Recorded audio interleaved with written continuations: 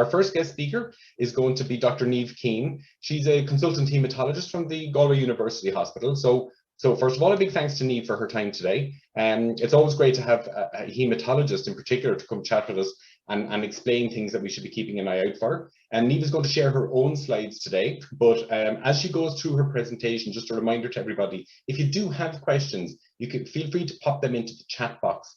And Michael McGinty, who Dara introduced there earlier on the board, he'll be gathering those from the chat box and he'll read them out then when Dr. Niamh has finished her presentation, okay? So I'll stop sharing my screen and Dr. Niamh is going to take over from here.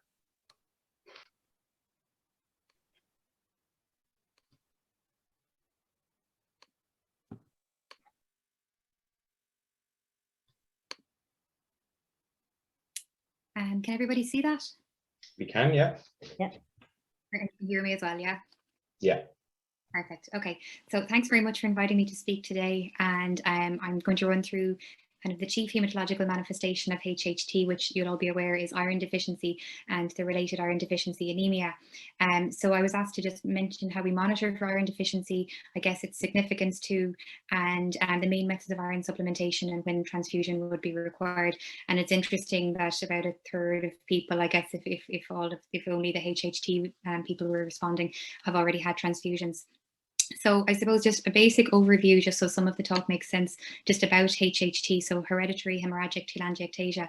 So in the normal course of things, our vascular system is divided up into the arterial and the venous system. So we have the arteries that come from the heart and they bring oxygenated blood around the body.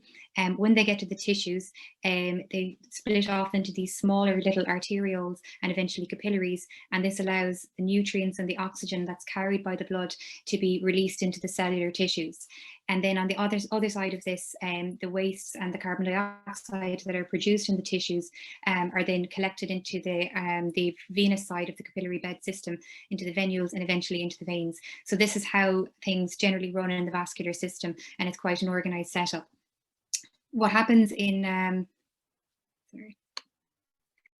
HHT is that a patient inherits a change in one of the genes that governs the production and the guidance of this system. So this can be the ENG gene, the ALK1 gene, or the SMAD4 genes, and it doesn't really matter which gene it is, although the clinical manifestations can vary a little bit by the particular mutation. The upshot is that there's kind of confusion in the formation of this vascular system, such that instead of going from artery to arterial to capillary to venules to veins, you have a disruption in the system. And so instead of having this system that I've just described here, you have kind of an abrupt transition from artery back to the venous system. And this can manifest as a telangiectasia, which is essentially like kind of a malformation of the capillary bed. And these tend to be kind of superficial vessels that run quite close to the skin or the mucosa, depending on the area, or as an arteriovenous malformation where there's quite an abrupt transition from the artery into the venous system again, and this can cause issues with shunting and flow, and these will cause the various manifestations such as pulmonary AVMs or cerebral AVMs that various patients will experience. So the commonest manifestations from, I guess, in terms of diagnostic criteria and also how it manifests for patients would be epistaxis, which is the medical term for nosebleeds. And these can occur in childhood, but they tend to get more severe as patients get older. Also, gastrointestinal bleeding is a major cause of chronic blood loss and iron deficiency in HHT patients. It's thought that epistaxis actually contributes more, but gastrointestinal bleeding is certainly significant also. So if you imagine kind of throughout the whole length of the gastrointestinal tract, telangiectasia can form anywhere that can result in chronic blood loss, but particularly the stomach and duodenum, which are kind of the upper portions of the gastrointestinal tract, can be involved. And here we see a part of somebody's upper gastrointestinal tract where you have this kind of blush of a telangiectasia that's quite near the mucosal surface, and so it's very friable, and there's any insult to the stomach or duodenum, it tends to bleed and slough off. You often will see this anemic kind of halo, so kind of a paler area around the area and then back to the normal mucosa. So it varies per patient, but you can have a lot of these throughout the stomach and duodenum, and depending on how many you have and how actively bleeding they are, you can be more iron deficient or less. Also, throughout the colon, you can have areas of angiodysplasia as well, which again is kind of abnormal formations of these blood vessels. And these are also very friable and can cause significant bleeding and tend to happen more as we get older. And this is just another example of that. So these would be some of the main manifestations along the gastrointestinal tract. So you can imagine that there's kind of, with the normal course of physiology, constant insults to the mucosa, and these vessels are unfortunately quite friable and likely to bleed. And this is why patients can become so iron deficient. So with these two sources of bleeding that the majority of patients would at some point in their life encounter, it's not a surprise then that patients do become chronically iron deficient through blood loss. And eventually the iron deficiency will become an iron deficient anemia, which means that they have a lower number of circulating red cells or hemoglobin to do the job of carrying oxygen to the tissues. And this in itself has many clinical manifestations. And then perhaps the most characteristic feature of HHT is where some of these telangiectasia are found in the characteristic mucocutaneous areas. So this tends to be kind of your lips, as you can see here, your tongue, your buccal mucosa, which would be the inside of your cheeks, and also fingertips. Those will be kind of the four main characteristic areas. These parts don't tend to be in arriving at a diagnosis. And then more on the AVM side of things would be the kind of pulmonary hepatic or cerebral AVMs, but the focus of this talk is on the telangiectasia that cause mucocutaneous bleeding that leads to iron deficiency in HHT patients. So when we look at these kind of three major features, you'll see for the mucocutaneous telangiectasia, some patients will have laser therapy more for cosmetic reasons, but generally they don't require any specific treatment. However, with regard to epistaxis, which is again nosebleeds, or the gastrointestinal telangiectasia, really addressing iron supplementation is one of the main ways of managing these patients safely. So for example, here you'll see that for epistaxis, nasal lubrication, so often with nosebleeds are brought on by kind of dry air or other kind of insults to the nasal mucosa, which is the lining of the inside of the nose. So often lubrication will go a long way towards managing those. But really, aside from that, treating iron deficiency is one of the major ways to manage this complication of the disease. And then with the gastrointestinal tract, rather than chasing every single telangiectasia throughout the gut, which could be a significant number, it's often more pragmatic to address iron supplementation and perhaps transfuse patients then if they are anemic and require this. And we'll get to which patients would require these versus which wouldn't. So in terms of iron deficiency and the blood tests, the main test really is your full blood count. So if you go to your GP for bloods, this is probably the most likely test that they're going to be doing. It can get a little bit kind of, I suppose, confusing. There are a lot of different parameters that we look at on a full blood count. So you have your white cells, which are to do with fighting infection, your platelets, which are small fragments that circulate in the blood and prevent bleeding. But all of these indices here are to do with your red blood cells or your assessment for anemia. So the major one really is the hemoglobin here. And for this is the reference range for a male. So 13 to 17 grams per deciliter would be your normal range, slightly lower for a woman. So down to 11.5 to about 15 is acceptable for a lady. And this patient here, his hemoglobin is 9.5, which is certainly low. So that alerts you first of all to anemia. If a patient has HHT, the commonest cause of anemia would be iron deficiency. So we'd be looking for other signs of that. And the MCV and MCH here really are the most important ones to kind of determine whether it's likely to be iron deficiency or something else. So the MCV is kind of an old-fashioned term, but what it means is the mean corpuscle volume, which is the size basically of the red cells that are in circulation. So you'll see here on the reference range, they should be about 84 to 96 is kind of the normal reference range. If people are iron deficient, they go below that. So you can see here this patient's is 80, which is the first clue that it's likely to be iron deficiency. There are other things that can cause this, for example, thalassemias, which are inherited blood disorders, but that's very uncommon in the Irish population. So if we see this coming through an Irish lab, the first thing we're thinking is iron deficiency, particularly if it was normal previously. Then the MCH is also very important. That's your mean corpuscle hemoglobin, which measures the content of hemoglobin in the red cells itself. So you can see the reference range here is 27 to 32, and this patient has an MCH of 25.2. So really everything about this is pointing towards iron deficiency. When we're measuring the MCH, what we're looking at is the heme iron that's present in the red cell. So this is the contribution that iron makes to the red cell. So if your iron is low, this part will obviously be low, and that's why, for this reason, it's important. I mentioned the platelet count because when patients are iron deficient, it can sometimes cause a bit of inflammation or kind of a reaction, and that can drive up your platelet count. So not in this patient, but in some patients, it's the only sign of iron deficiency. So you may see a low MCV and a low MCH, but the hemoglobin may be normal. But if you were to see that the platelet count was high, that would make me want to check their ferritin and their iron studies, which we'll come to next. So this is essentially what a normal blood smear looks like. So you can see that our red cells are obviously, they're round discs and they have a central pallor, but it's not terribly pale. It's just a suggestion really of pallor. You can see here, these are platelets, these little purple fragments. So again, these are fragments that are circulating to prevent bleeding. And there aren't very many on this film, which is normal. This, by contrast, is a patient with iron deficiency anemia. So you can see that the red cells are small relative to the lymphocyte that we see here, and that they're very, very pale. They're almost like ghost red cells, really. They can form funny shapes, like this is a pencil cell here, which would be characteristic of iron deficiency. And you can see on this smear, the platelets are more obviously present. So this patient has a mild thrombocytosis, which means a mild increase in the platelet count. And sometimes that might be your only clue that they're iron deficient. So certainly if a patient with HHT had a high platelet count and everything else looked normal, I'd still want to know what their iron studies were like, just to make sure that we're not missing an iron deficiency. So in terms of the actual testing for what the iron is, the gold standard really is the serum ferritin. So this is a measure of the body's store of iron. If it is low, the only thing this is pointing to is iron deficiency. So there's nothing else really that causes a low serum ferritin. And you can see in this patient whose ferritin is 12. Now you can see much lower than this. It can be undetectable at times if patients were very iron deficient. But really the only thing that does this is iron deficiency. So if you see a low serum ferritin, you have your diagnosis. Now, unfortunately, ferritin is what we call an acute phase reactant, which means if you have any kind of inflammation going on in your body, your ferritin will be falsely high, even if you are iron deficient. So for example, a patient with rheumatoid arthritis, I would well expect to have a high serum ferritin, and that can reassure us that they don't have iron deficiency when in fact they do. So while the ferritin is the gold standard, the next wave of tests will be iron studies.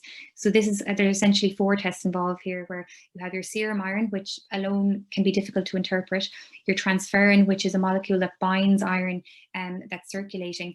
And then the important ones really are your transferrin saturation, which tells us how much of the serum or the transferrin that's circulating is actually binding iron. And if this saturation is low, this tells us that the patient has a deficiency of iron. And then very importantly, the calculated total iron binding capacity, which is what this one is.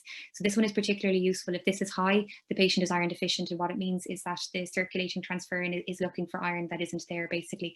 Sometimes if patients have renal impairment, it can be difficult to interpret these, and you'll see low irons and low transferrins, but you can rely really on the total iron binding capacity. If that is high, then you know the patient is iron deficient.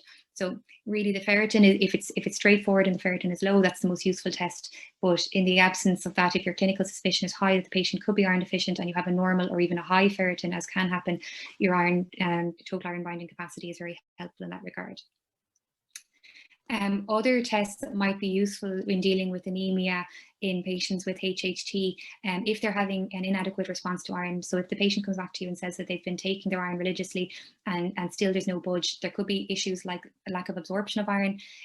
But other things that we should look for would be folate deficiency, which is particularly common in patients with HHT.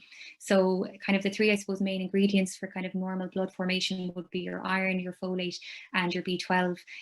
Your iron will be rapidly depleted if you're bleeding, but similarly your folate, if your bone marrow is having to work over time to kind of produce extra red cells because of this bleeding, you'll very quickly within a few weeks deplete your folate stores, and that's why it's particularly common in patients with HHT.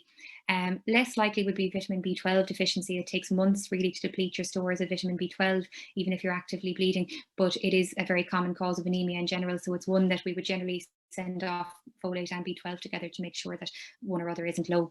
Hemolysis, which is the breaking up of your own red cells in your circulation, has been shown to be quite common too in patients with HHT, and there are a number of blood tests we can do for that, but we would check kind of the hematinic deficiencies first, so your B12, folate, and of course your iron.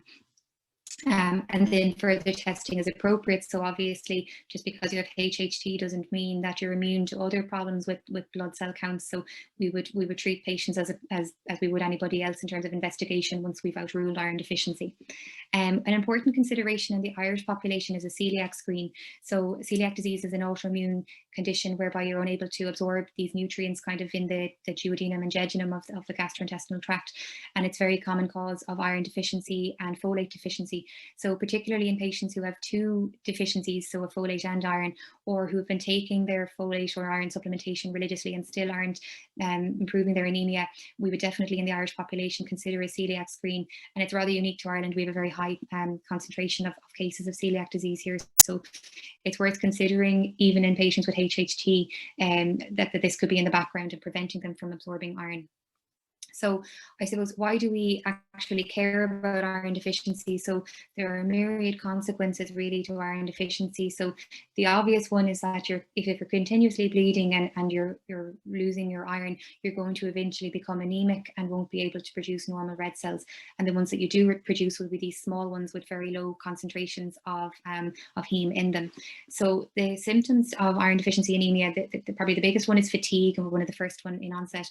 But as your anemia becomes more severe and your blood is dropping further, and in particular in patients who may have kind of chronic illnesses such as kind of cardiac disease, maybe they've had a previous heart attack or heart failure, breathlessness or chest pain will often be a giveaway. So maybe if their angina is getting worse, you want to check the hemoglobin and see what's going on.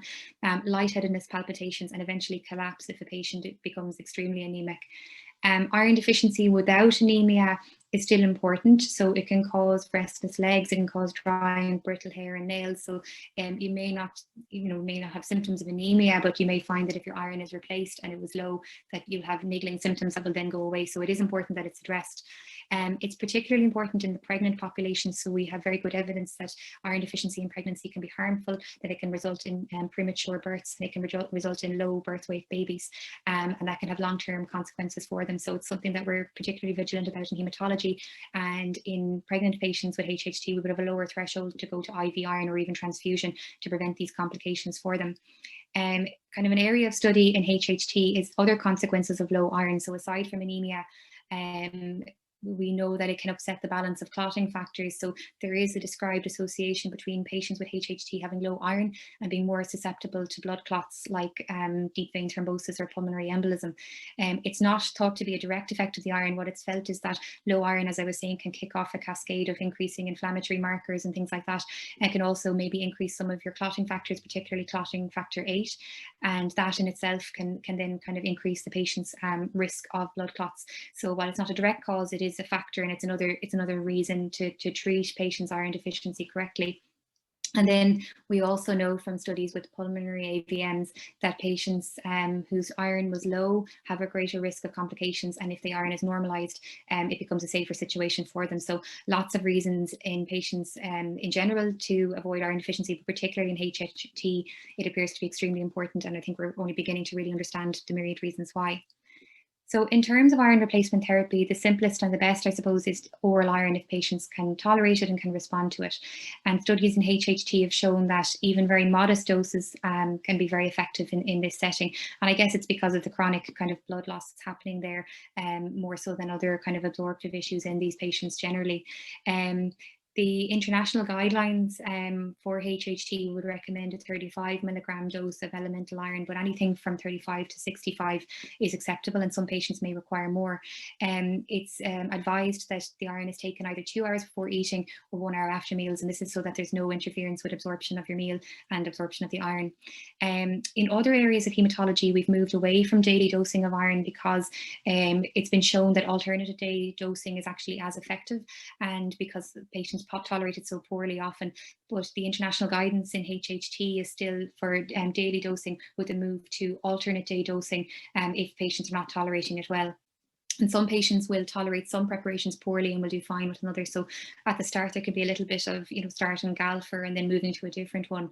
The most common side effects, and anyone who's taken oral iron will probably have experienced some of these, will be bloating, constipation is really the big one. Some patients will experience diarrhea, nausea, or vomiting. And what we found lately is that active iron preparation is particularly good for avoiding these constipating symptoms. So a lot of haematologists now move straight to active iron, and we've had far fewer patients come back to us kind of complaining that they can't manage the symptoms, and we see far better compliance or adherence with the medication for this reason. So my go-to for patients who are requiring oral iron supplementation would be active iron. And if they find daily difficult, we're quite happy for them to take it every second day. And we do see very nice responses with that. So that's kind of your oral iron replacement. So if you are taking oral iron, what else can you do to try and supplement your absorption of iron, or to improve the dietary content of iron? So things that contain a lot of iron are your kind of dark green leafy vegetables, so your cabbages, your kales, and all of those. Also, we know that in dried fruits, so like apricot, prunes, raisins, there's a high iron content in those too. Fortified cereals that are fortified with iron obviously contain more than meat. Pulses like beans, peas, and lentils are very good. And then your vitamin C, which is contained in all of these, so your citrus fruits and your leafy dark green vegetables, again, these are excellent for vitamin C content, and even taking a vitamin C supplement itself, which is a bit, and I suppose it's extra onerous when you're already taking your iron supplements, but it is very effective at helping the absorption of iron. And that's because vitamin D locks some of the iron in the gut into a conformation that's easier for the bowel to absorb, and that's why it's particularly effective. Now, unfortunately, for an Irish population, tea is not great for absorbing iron, so it contains a high amount of tannin. To a lesser extent, you see some of this in coffee, milk and dairy, and foods that have high phytic acid concentration, but generally tea is the main offender, and it's so good at blocking the absorption of iron that we actually recommend it in our patients with hereditary hemochromatosis, which is a condition where you're absorbing too much iron, has its own complications. We find that encouraging people to drink tea is actually a very good way of preventing iron absorption. So I'm not saying that you can never have tea again, but if you're taking a course of oral iron, to try and avoid taking tea at the time that you're taking your iron supplements, because you're probably negating the effects. A lot of Irish patients are very avid tea drinkers, so it is a problem that we'd encounter a lot with iron supplementation, that they're drinking bucket loads of tea and they maybe aren't absorbing the iron for that reason. So that's an important consideration. So when do we need IV iron? So if oral iron has not been effective, and what we generally use as a gauge for this is if the amount that the hemoglobin has increased by is less than 1 gram per deciliter. So if you're told that your hemoglobin is 9 and you take 3 months of iron supplementation and you come back and it's 9.2, so if it's not at least 10, then it's not working. So we would either kind of investigate as to why it's not working. Maybe you've been forgetting to take it, maybe you're drinking loads of tea, maybe there's celiac in the background that we're not aware of. But if we've outruled those things and you've done your due diligence with your oral iron and it's not working, then we would move to IV iron. For the reasons I mentioned, we can't really let patients go around iron deficient untreated. It may be that you're not able to absorb oral iron. So if you were a celiac, or if you, for whatever reason, just aren't able to absorb it, then it's pointless giving you more oral iron. We would move to IV. If it's not tolerated, so even with active iron, there's a certain proportion of patients who simply will not be able to tolerate the oral iron, and that would be a reason to go to IV. If you have severe anemia, so if you came to me with a hemoglobin of 7, and I'm worried about you, or maybe you have cardiac problems in the background and I'm not comfortable having you going around with a hemoglobin less than 9, we would give IV iron because it works so much faster. And if a rapid response was needed. So one of the situations would be if you had a patient who was pregnant with having complications of low iron, or if you had a patient who needed an active intervention like a surgery soon, that would be a reason to go to IV iron. IV iron is generally very safe to give now, so the preparations that are used are less likely now to cause severe reactions, but still it's extra cumbersome for the patient. It involves a hospital visit as opposed to just taking oral iron at your convenience at home. And then when is a red blood cell transfusion needed? So generally, if a patient presents with what we call hemodynamic instability, which I mean they have low blood pressure or they're compromised in some way, maybe they're confused, they're weak, we have to transfuse that patient. We can't really just give iron and hope that it'll come up in its own time. So that would be probably the major indication. There are certain patient situations where they have coexisting medical problems, such as pulmonary conditions. So they would have breathlessness at baseline, or ischemic heart disease, so where they have kind of heart disease that means that they're more likely to run into problems with symptoms or have complications such as a myocardial infarction or heart attack.